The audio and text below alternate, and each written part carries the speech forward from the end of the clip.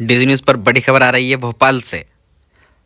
पांचों परमेष्ठियों में उपाध्याय परमेष्ठी की क्या भूमिका रही? श्री महावीर दिगंबर जैन मंदिर साकेत नगर भोपाल।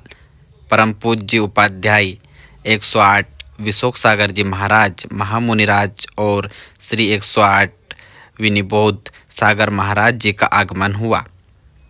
भोपाल से पत्रकार डॉक्टर संयम जैन की खास रिपोर्ट। आजकल देश में विशेष समुदाय के पढ़े लिखे लोगों द्वारा आतंक का माहौल बनाया हुआ है। भारत की सरकार कैसे नियंत्रण करे और मुख्य धारा से जोड़े।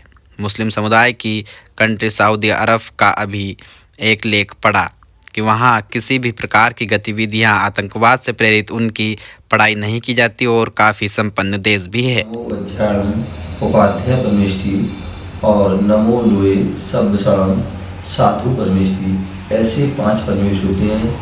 अरहंत परमेष्ठी जो हमारे साक्षात गुरु हैं, हमारे लिए मोक्ष का मार्ग बताते हैं, जैन धर्म का पूरा सम्यक ज्ञान देते हैं, ऐसे वह अरहंत परमेष्ठी होते हैं। सिद्ध परमेष्ठी जो 8 कर्मों को नष्ट करके 8 गुणों को प्राप्त करके जो सिद्धालय ऊर्ध्व लोक में विराजमान होते हैं, ऐसे सिद्ध परमेष्ठी होते हैं। आचार परमेष्ठी जो सबसे पहले मुनि होते हैं और मुनि में जो श्रेष्ठ होते हैं, ज्येष्ठ होते हैं, विशेष गुणवान होते हैं, ऐसे वह आचार्य परमेष्ठी होते हैं जो शिक्षा देते हैं, दीक्षा देते हैं, प्रायश्चित देते हैं, जो पंचाचार का स्वयं पालन करते हैं और सभी साधु कराते हैं, वो आचार्य परमेष्ठी होते हैं। चौथे उपाध्याय परमेष्ठी होते हैं। उपाध्याय परमेष्ठी भी पहले मुनि होते हैं, फिर वह विशेष ज्ञानी होने से साधुओं को स्वयं पढ़ते हैं और साधुओं को पढ़ाते हैं, वो उपाध्याय परमेष्ठी होते हैं। और वो 28 मूल गुण और 25 गुणों का पालन करते हैं। 25 जो उनके जो गुण हैं उनमें 11 अंग 14 पूर्व होते हैं, ऐसे वह उपाध्याय परमेष्ठी होते हैं। और साधु परमेष्ठी जो ज्ञान ध्यान तप रखता, जो ज्ञान ध्यान तप में साधना भी रहते हैं, जो वो साधु परमेष्ठी होते हैं। ऐसे 5 परमेष्ठी होते हैं।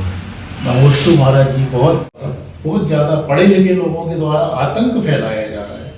सरकार इनको कैसे नियंत्रित करे? यही विशेष समुदाय के लोग सऊदी अरब में भी हैं, लेकिन बाकी कंट्री में ऐसे अपराध नहीं होते। इसका क्या कारण है और सरकार इनको कैसे कंट्रोल करे? ओम नमः शिवाय। भारत देश एक विश्व गुरु देश है। भारतीय संस्कृति एक अनुपम संस्कृति है और वैसे तो पूरा विश्व एक कुटुंब है।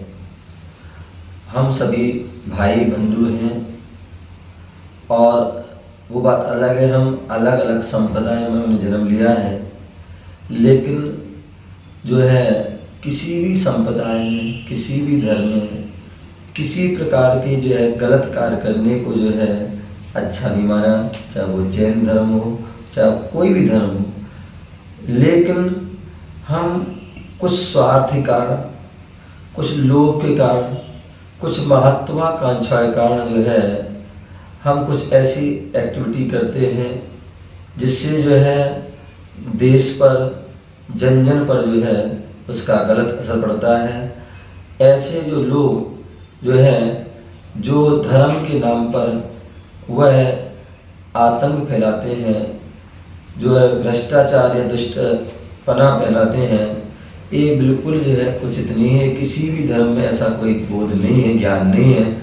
हमें यदि हम सच्चे अपने धर्म का पालन कर रहे हैं तो हमें कभी भी जो है किसी भी जीव को, हमारे यहाँ तो कहते किसी भी जीव को कष्ट देना, दुख देना ये जो है बहुत बड़ा पाप है। तो ऐसा सभी धर्मों में, चाहे वो हिंदू हो, चाहे मुस्लिम हो, चाहे वो सिख हो, चाहे ईसाई हो, चाहे जैन हो, चाहे पारसी हो, सभी में जो है अहिंसा परमो धर्मा का सूत्र दिया है, परस्पर उपद्रव जीवा नाम का सूत्र दिया है, कहीं पर रहम का, कहीं पर जो प्रेम आदि का जो संदेश दिया है, हमें उसका पालन करना चाहिए।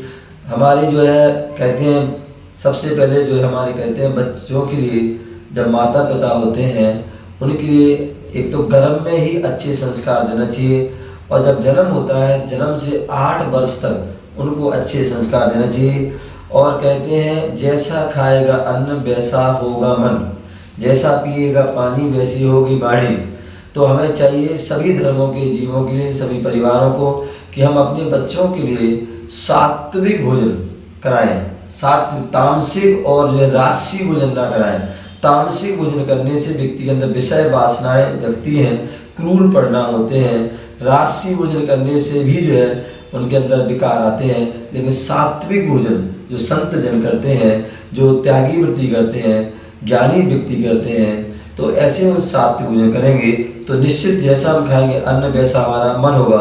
शराब, मांस, अंडे आदि हम पूरे जो है वस्तु खाएं, सेवन करेंगे, लहसुन, प्याज आदि जितनी भी आवश्यक वस्तुएं का सेवन करेंगे तो उससे हमारे परिणाम खराब होते हैं। तो इसलिए हमें अच्छा भोजन करेंगे तो हमारा अच्छा। उसी प्रकार शुद्ध पानी पिएंगे, हम शराब पिएंगे तो उससे हमारा क्या होगा, हमारी वाणी भी खराब हो जाती है। तो हमें चाहिए कि हम शुद्ध शाकाहार आदि भोजन करें। सरकार के लिए आवश्यकता है कि जन जन का कल्याण हो, जन जन का हित हो, उसके लिए हमें शिक्षा दें। आपने देखा पहले गुरुकुल होती थे, और गुरुकुल में जो है चाहे वो जैन धर्म में हो और चाहे जो है हिंदू परंपरा, सब जगह गुरुकुल में क्या होती जो है लौकिक शिक्षा के साथ साथ धर्म की शिक्षा, जिसे हम नैतिक शिक्षा भी कहते थे, कि हमें अपने माता पिता का कैसे सम्मान करना, गुरुजन का कैसे सम्मान करना, सामान कोई बड़ा है तो उसके सम्मान, छोटे सम्मान, किसी को दुख नहीं देना, किसी को कष्ट नहीं, सारी बातें बताई जाती थी। तो हमारे लिए जो सरकार है उनके लिए भी ऐसे जो है कदम उठाना चाहिए कि सबको अच्छी शिक्षा, केवल जो है लौकिक शिक्षा नहीं, नैतिक शिक्षा भी दी जाए और जन जन तक उसको पहुंचाया जाए। और आज मीडिया का ज़माना है, मीडिया में ऐसे ऐसे जो है कोटेशन, ऐसे ऐसे जो है छोटी छोटी क्लिप वहाँ पे भेज जाएँ कि हम कैसे जीव की रक्षा करें, कैसे पर्यावरण की रक्षा करें, कैसे हम अपना विकास करें, कैसे देश का विकास करें, कैसे विश्व का विकास करें, ऐसे ऐसे उसके सूत्र आदि हम देते हैं। तो निश्चित ही सभी का प्रभाव, क्योंकि आज व्यक्ति पागल हो रहा है मीडिया पर, मोबाइल है, व्हाट्सएप है, फेसबुक है, इंस्टाग्राम है, तो इन पे जो है अच्छे से कोटेशन जाएंगे तो निश्चित ही जो है सबके परिणाम अच्छे होंगे।